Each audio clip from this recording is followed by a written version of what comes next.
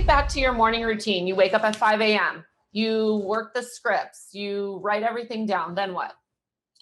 Well, I write the scripts. After that, I'll try to basically go through my coaching call recording, probably listen to my Mike Ferry recordings in regards to what I haven't listened to in a couple of days. And then just get ready for the day, come in for role play at 7:30 after I eat breakfast, and hit the phones at 8 o'clock, go through the fresh FSBOs, fresh expireds. Then I'll go through the last 10 days of those that didn't pick up previously. So that's smart.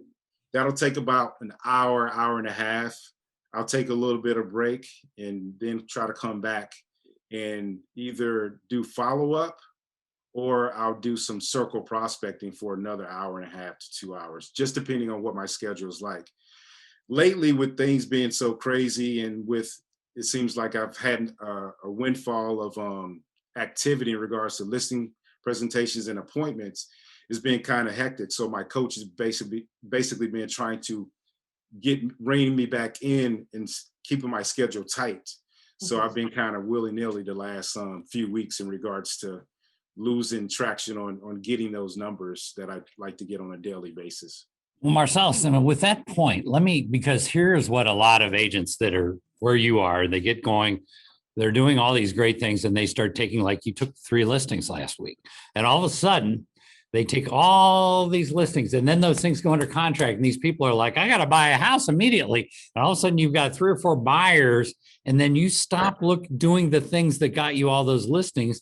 And then you work with these buyers and then you have no inventory and everything's closed. And then you're back down here in the trough again. You have to start all over. Are you avoiding that roller coaster ride, or are you headed towards the dip? Yeah, I've been falling into that trap. I'm trying to focus on listings.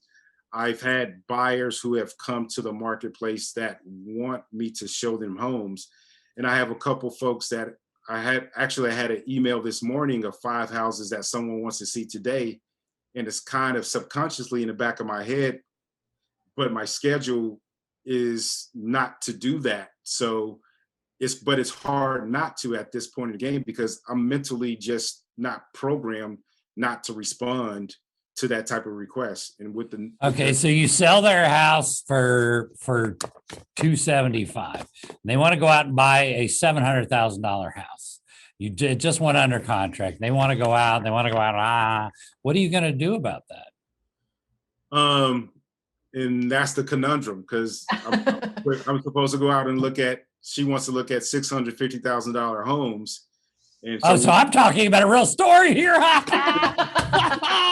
Very real. So that would be hard. So let me ask you a question, because if you could choose somebody in your office that works with you that handles some of these buyers, would it be fair to say that whatever the split is negotiable, right?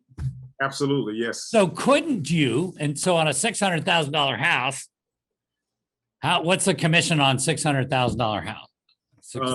We're at 18.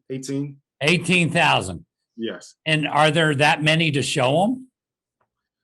There are not that many to show them. All right. So would it be fair to say you could find somebody that's really polished in your office and say, I'll give you $5,000 if you'll work this buyer and help them find a house? They have to pick out something immediately. They're homeless, or they're going to be homeless in 6 weeks. Couldn't you refer it? And then you keep 13,000 and give them 5, right. Or you could keep 12 and give them 6. But if they're that hot and there's so few homes to show, why would you give them that much? Wouldn't you just give them a third of it? That makes sense, and that's what I'm contemplating in my head. I'm trying to figure out, okay. But you got to set them up with the right person, somebody that's really, really, really good. Exactly. And that. Or if you do it, then what happens is you make all the 18, but you lose the potential business. You lose 3 listings you would have had. Right. So, you would lose your track. You lose your momentum. I'm losing my 30. So you got to figure this out real quick. Right. So I'm losing my 34 contacts for the day if I don't, if I Right, don't yeah, do those, because or you lose the 3 listings you would have taken.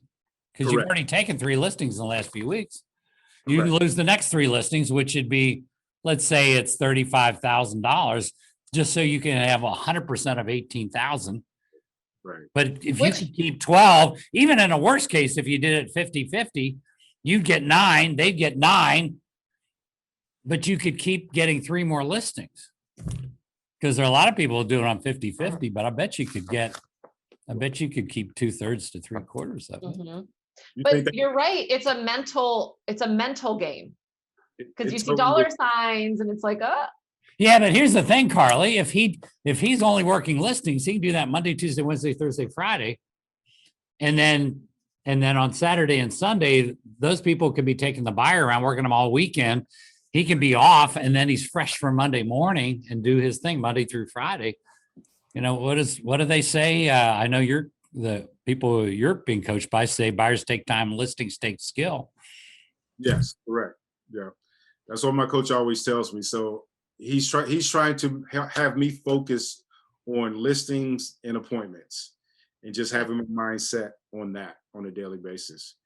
And after doing this for 4 months now, I'm getting there. I'm a lot better than where I used to be at this point.